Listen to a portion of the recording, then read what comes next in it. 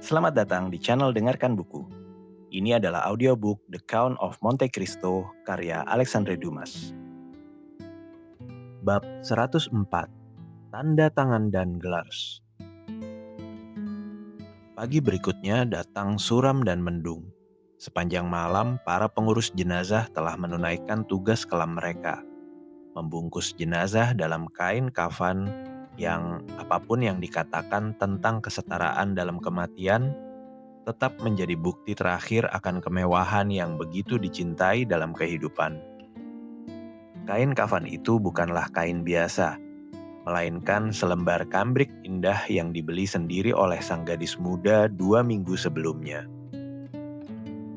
Pada malam harinya, 2 orang yang sengaja dipekerjakan untuk itu telah memindahkan Nortier dari kamar Valentine ke kamarnya sendiri. Bertentangan dengan semua dugaan, tak ada kesulitan sedikit pun dalam melepaskan sang kakek dari sisi cucunya. Abe Busoni menjaga hingga fajar lalu pergi tanpa membangunkan siapapun. D'Avigny kembali sekitar pukul 8 pagi. Ia bertemu Villefort yang sedang menuju kamar Nortier dan menemaninya untuk melihat keadaan sang tua. Mereka mendapati Nortier di kursi besar yang sudah menjadi tempat tidurnya, sedang menikmati tidur yang tenang, bahkan hampir tersenyum. Keduanya berdiri tercengang di ambang pintu. "Lihat," kata D'Avigny pada Villefort. "Alam tahu cara meringankan duka paling dalam. Tak seorang pun yang bisa berkata bahwa Monsieur Nortier tak mencintai cucunya. Namun lihatlah, ia tidur." "Ya," jawab Villefort, terkejut. "Ia benar-benar tidur, dan ini sungguh aneh. Sebab sedikit saja pertentangan bisa membuatnya terjaga semalaman." "Duka telah melumpuhkannya," jawab D'Avigny. Dan keduanya kembali tenggelam dalam pikiran menuju ruang kerja sang jaksa. "Lihat, aku tak tidur semalaman," kata Villefort, menunjuk tempat tidurnya yang rapi. "Dukaku tak melumpuhkan. 2 malam ini aku tak menyentuh ranjang. Tapi lihat meja kerjaku. Lihat apa yang kutulis selama 2 hari dan malam ini.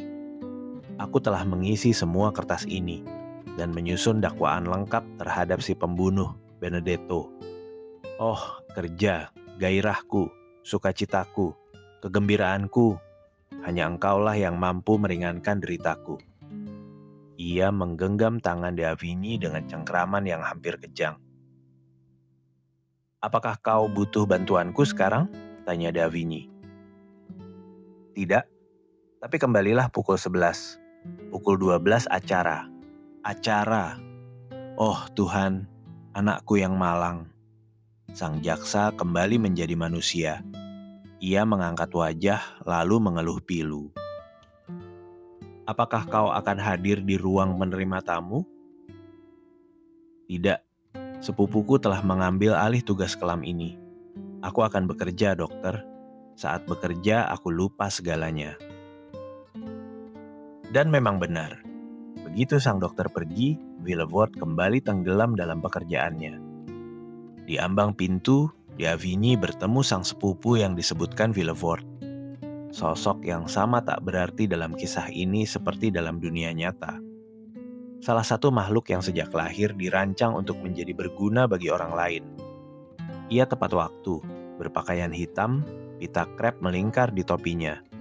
Wajahnya disusun sedemikian rupa untuk kesempatan ini, dan siap diubah sesuai kebutuhan. Pukul 11, kereta-kereta berkabung masuk ke halaman berbatu, dan Rue du Faubourg Saint-Honor dipenuhi kerumunan penasaran.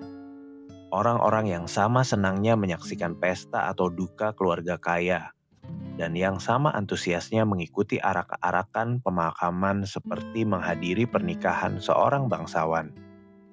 Perlahan, ruang penerima tamu penuh. Beberapa kenalan lama muncul. Debray, Chateau Renaud, Beauchamp, ditemani para tokoh terkemuka di bidang hukum, sastra, dan militer. Monsieur de Villefort memang bergerak di lingkaran Paris paling atas. Bukan karena kedudukan sosialnya, melainkan karena jasa pribadinya. Sang sepupu berdiri di pintu, menyambut para tamu. Bagi yang acuh, ini justru melegakan. Mereka melihat seseorang yang sama tak tergoyahkan seperti diri mereka sendiri. Seseorang yang tak menuntut wajah murung atau air mata, seperti yang pasti dituntut ayah, saudara, atau kekasih.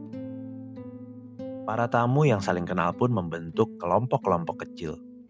Salah satunya terdiri dari Debray, Chateau Renaud, dan Beauchamp.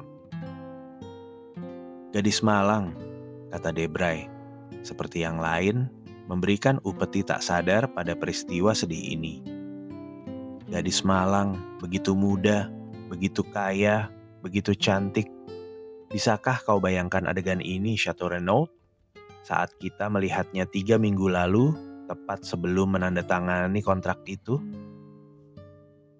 "Tentu saja tidak," jawab Chateau Renaud. "Apakah kau mengenalnya?"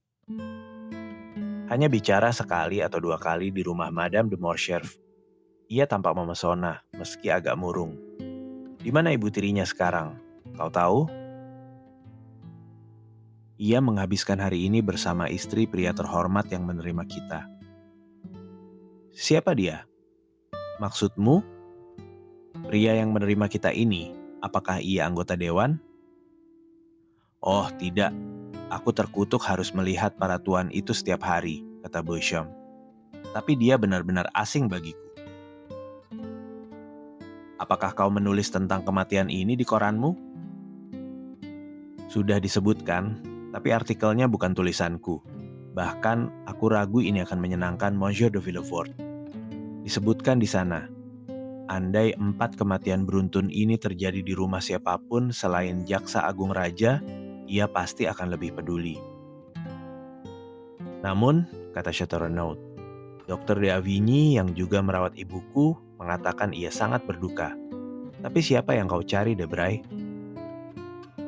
"Aku mencari Count of Monte Cristo," jawab si pemuda. "Aku bertemu dia di boulevard tadi, dalam perjalanan ke sini," kata Beauchamp. "Sepertinya ia hendak meninggalkan Paris. Ia sedang menuju bankirnya." "Bankirnya? Bukankah Danglars bankirnya?" tanya Chateau Renaud pada Debray. "Kurasa begitu," jawab sang sekretaris, sedikit gelisah.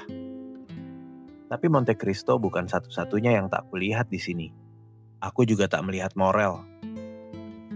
"Morel? Apakah mereka mengenalnya?" tanya Chateau Renaud. "Kurasa ia hanya pernah diperkenalkan pada Madame de Villefort." "Meski begitu, ia seharusnya hadir," kata Debray. "Aku penasaran apa yang akan dibicarakan malam ini. Pemakaman ini adalah berita utama hari ini. Tapi diam, ini datang Menteri Kehakiman kita. Ia pasti akan merasa wajib memberi pidato kecil pada sang sepupu." Ketiganya mendekat dan mendengarkan. Beauchamp benar. Saat dalam perjalanan ke pemakaman, ia memang bertemu Monte Cristo yang sedang menuju Rue de la Chaise d'Antin, menuju rumah Monsieur Danglars. Sang bankir melihat kereta sang kaun memasuki halaman, lalu maju menyambut dengan senyum sedih namun ramah. "Nah," katanya, mengulurkan tangan pada Monte Cristo. "Kurasa kau datang untuk menyatakan bela sungkawa. Malapetaka benar-benar telah menguasai rumahku. Saat melihatmu, aku bertanya pada diriku sendiri, apakah aku pernah mengharapkan keburukan pada keluarga Morcerf yang malang, sehingga pepatah, barang siapa mengharapkan kesialan pada orang lain, ia sendiri yang akan mengalaminya, menjadi kenyataan? Tapi demi kehormatanku, aku jawab tidak. Aku tak pernah berharap buruk pada Morcerf. Mungkin ia agak angkuh. Wajar bagi orang yang seperti aku bangkit dari ketiadaan. Tapi kita semua punya kelemahan. Kau tahu, Count, lanjutnya, orang seusiaku, bukan berarti kau termasuk dalam golongan itu. Kau masih muda. Tapi seperti yang kukatakan, orang-orang seusiaku sangat malang tahun ini. Lihat saja sang jaksa yang alim. Baru saja kehilangan putrinya, bahkan nyaris seluruh keluarganya. Dalam cara yang begitu aneh, Morcerf terhina lalu mati. Dan aku sendiri dipermalukan oleh kejahatan Benedetto. Belum lagi apa? Tanya sang Count. Ah, apa kau tak tahu? Malapetaka baru apa lagi? Putriku, Mademoiselle Danglars, Eugene telah pergi meninggalkan kami. Ya Tuhan, apa yang kau katakan? Kebenaran, Count tersayang. Oh, alangkah beruntungnya kau tak memiliki istri atau anak. Menurutmu demikian? Sungguh, ya.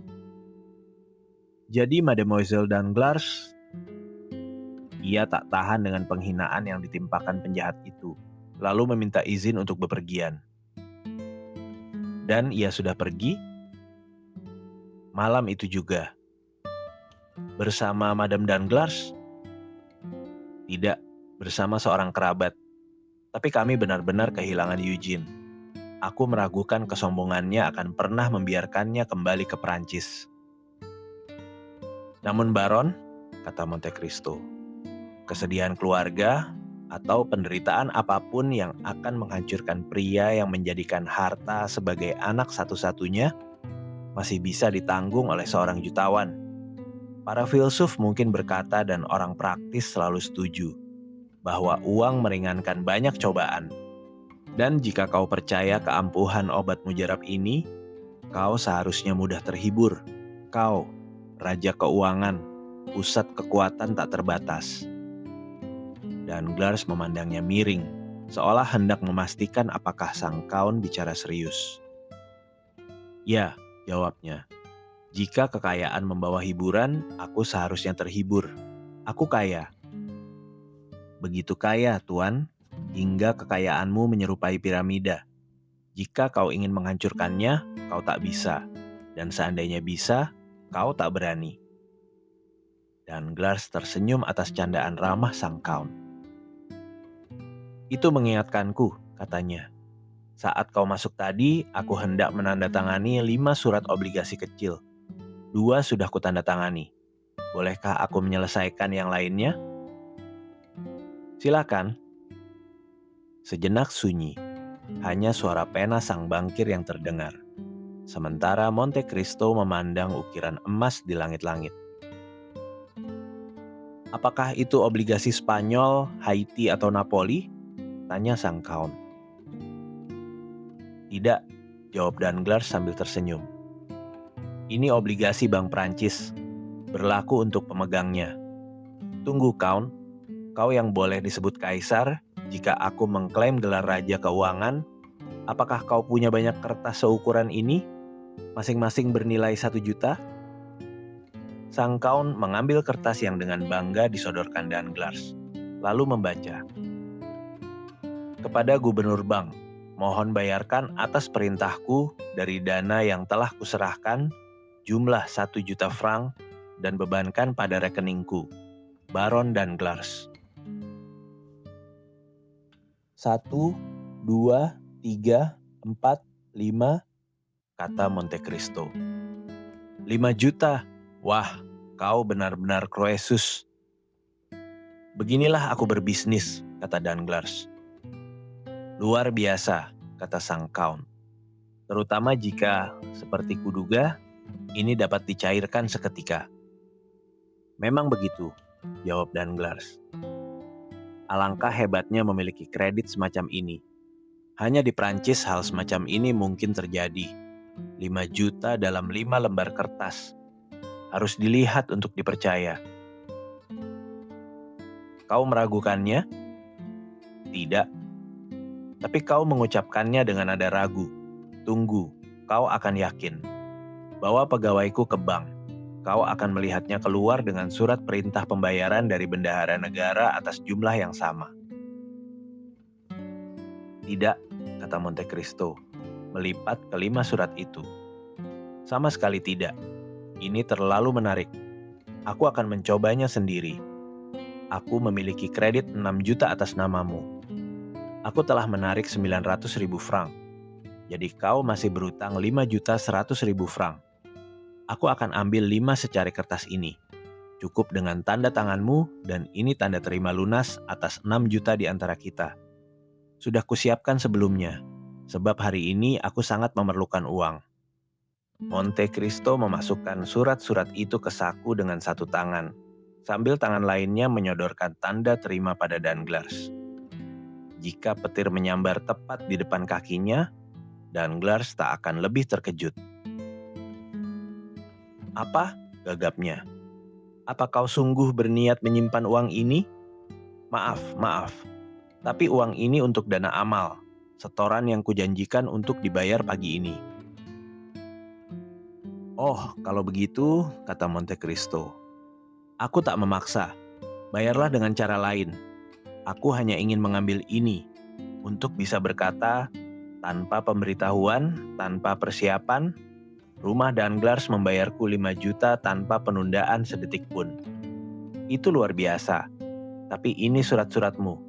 Bayarlah dengan cara lain." Ia mengulurkan kembali surat-surat itu. Danglars menyambutnya seperti Raja Wali yang mencakar makanan yang hendak direbut darinya. Tiba-tiba ia menguasai diri, lalu perlahan senyum melebar di wajahnya yang gelisah. "Tentu," katanya, "tanda terimamu ini seberharga uang." "Tentu saja, dan andai kau berada di Roma, rumah Thomson and French tak akan ragu membayar sebanyak ini berdasarkan tanda terimaku, seperti yang barusan kau lakukan."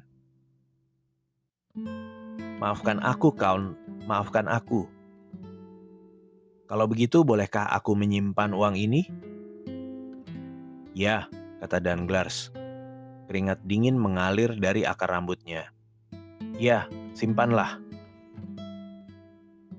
Monte Cristo memasukkan kembali surat-surat itu ke saku, dengan ekspresi tak terlukiskan yang seolah berkata, "Pikirkan baik-baik, jika kau menyesal masih ada waktu." "Tidak," kata Danglars, "tidak, tetap simpan. Tapi kau tahu, tak ada yang lebih formal daripada bankir dalam bertransaksi. Aku berniat menyerahkan uang ini untuk dana amal, dan rasanya seperti mencuri jika kubayar dengan surat lain. Betapa bodoh, bukankah satu koin sama saja dengan koin lain? Maafkan aku." Ia tertawa keras tapi gugup. "Tentu, aku memaafkanmu," kata Monte Cristo dengan ramah, lalu memasukkan surat-surat itu ke dompetnya. "Tapi," kata Danglars, "masih ada sisa 100.000 franc." "Oh, hanya remeh," kata Monte Cristo. "Selisihnya sekitar itu. Simpan saja, kita pun sudah lunas." "Count," kata Danglars, "kau bicara serius?" "Aku tak pernah bercanda dengan bankir," jawab Monte Cristo dingin, suara yang mengusir kekurang ajaran. Ia berbalik menuju pintu tepat saat pelayan mengumumkan, "Monsieur de Beauville, bendahara umum dana amal." "Mavoy," kata Monte Cristo, "sepertinya aku datang tepat waktu, sebelum tanda tanganmu dipersengketakan." Wajah Danglars memucat lagi. Ia buru-buru mengantar sang kaun keluar. Monte Cristo memberi hormat pada Monsieur de Beauville yang menunggu di ruang tamu, lalu segera pergi. Wajah sang kaun yang biasanya serius, kini diterangi senyum samar saat melihat dompet yang digenggam sang bendahara. Di pintu, keretanya menunggu dan ia segera dibawa ke bank. Sementara itu, Danglars menahan segala emosi, menyambut sang bendahara. Senyum rendah hati terpatri di bibirnya. "Selamat pagi, kreditur," katanya. "Aku bertaruh ini kau yang datang." "Kau benar, Baron," jawab Monsieur de Beauville. "Dana amal mengutusku. Janda dan anak yatim mewakilkan padaku untuk menerima sumbangan 5 juta franc darimu." "Katanya anak yatim patut dikasihani," gurau Danglars. "Kasihan sekali mereka." "Aku di sini mewakili mereka," kata Monsieur de Beauville. "Apakah kau menerima suratku kemarin?" "Ya, aku bawa tanda terimanya." "Sayangnya, Monsieur de Beauville, janda dan anak yatimmu harus menunggu 24 jam. Tuan Monte Cristo yang baru saja pergi, kau melihatnya kan?" "Ya, Lalu, ia baru saja membawa 5 juta milik mereka. Bagaimana bisa? Sang kaun memiliki kredit tak terbatas atas diriku, dibuka oleh Thomson and French di Roma. Ia datang menuntut 5 juta sekaligus, dan kubayar dengan cek bank. Dan aku disimpan di sana. Dan kau paham, jika kucairkan 10 juta dalam sehari, itu akan terlihat aneh. Tapi 2 hari, itu berbeda. Danglars tersenyum. Kemarilah, kata Bouville dengan nada tak percaya. 5 juta pada pria yang baru saja pergi dan yang memberi hormat padaku seolah mengenalku? Mungkin ia mengenalmu, meski kau tak mengenalnya. Monsieur de Monte Cristo mengenal semua orang. 5 juta? Inilah tanda terimanya. Percayalah pada matamu sendiri. Monsieur de Bouville mengambil kertas itu, lalu membaca. Diterima dari Baron Danglars, jumlah 5.100.000 franc, akan dibayar atas permintaan oleh rumah Thomson and French di Roma. Inilah kenyataannya, katanya. Apakah kau mengenal rumah Thomson and French? Pernah bertransaksi dengannya, 200.000 franc. Tapi sejak itu tak pernah lagi kudengar namanya. Itu salah satu rumah paling terpercaya di Eropa, kata Danglars, melemparkan tanda terima itu ke meja dengan acuh. Dan ia memiliki 5 juta hanya di tanganmu? Count Monte Cristo ini pasti seorang nabab. Entahlah, ia punya 3 kredit tak terbatas. 1 padaku, 1 pada Rothschild, dan 1 pada Laffitte. Dan kau lihat, ia memberiku kehormatan lebih besar dengan meninggalkan saldo 100.000 franc. Monsieur de Bouville tercengang. Aku harus mengunjunginya, memperoleh sumbangan suci darinya. Oh, kau pasti berhasil. Sumbangan amalnya saja mencapai 20.000 franc sebulan. Luar biasa. Aku akan memberi contoh Madame de Morcerf dan putranya. Contoh apa? Mereka menyumbangkan seluruh kekayaannya ke rumah sakit. Kekayaan apa? Milik mereka sendiri, Monsieur de Morcerf yang telah tiada. Demi alasan apa? Karena mereka tak mau menghabiskan uang yang diperoleh dengan dosa. Lalu apa yang mereka makan? Ibunya tinggal di pedesaan, putranya masuk tentara. Wah, ini benar-benar hati nurani yang luar biasa. Aku sendiri yang mendaftarkan akta pemberian mereka kemarin. Berapa jumlahnya? Oh, tidak banyak. Sekitar 1.200.000 atau 1.300.000 franc. Tapi kembali ke jutaan kita. Tentu, kata Danglars dengan nada paling alami.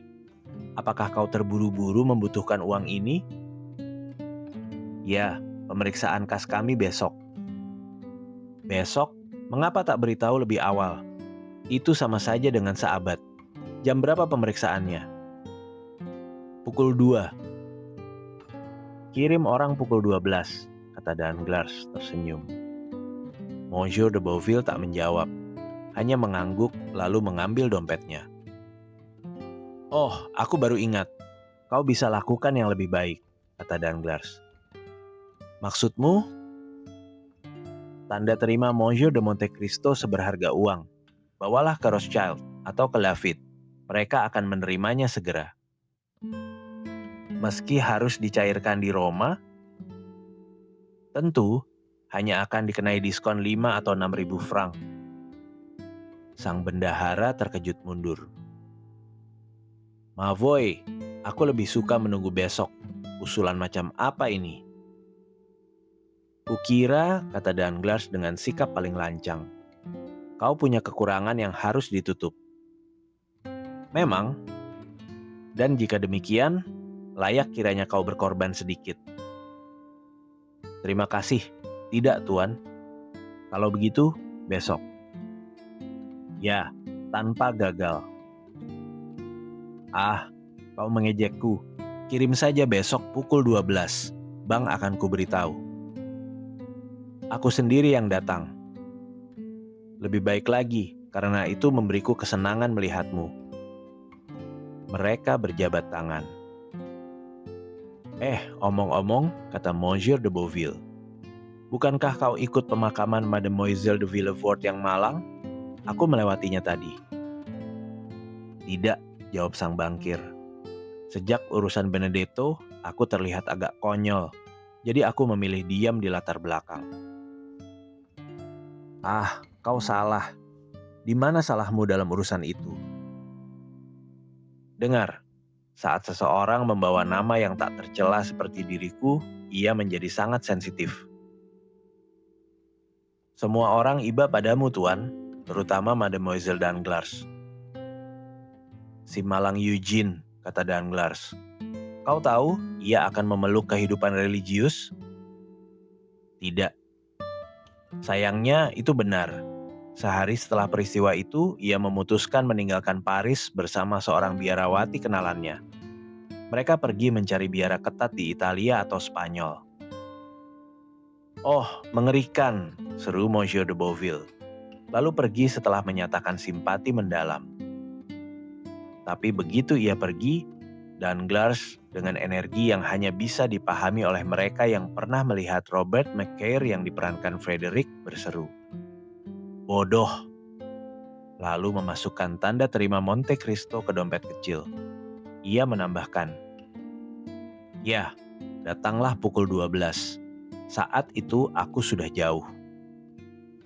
Ia mengunci pintunya 2 kali, mengosongkan laci-lacinya, mengumpulkan sekitar 50.000 franc dalam uang kertas, membakar beberapa dokumen, membiarkan yang lain terlihat lalu mulai menulis surat yang ditujukan kepada Nyonya Baroness Danglars. Aku sendiri yang akan letakkan di mejanya malam ini, gumamnya. Lalu mengambil paspor dari lacinya. Ia berkata, "Bagus, masih berlaku 2 bulan lagi.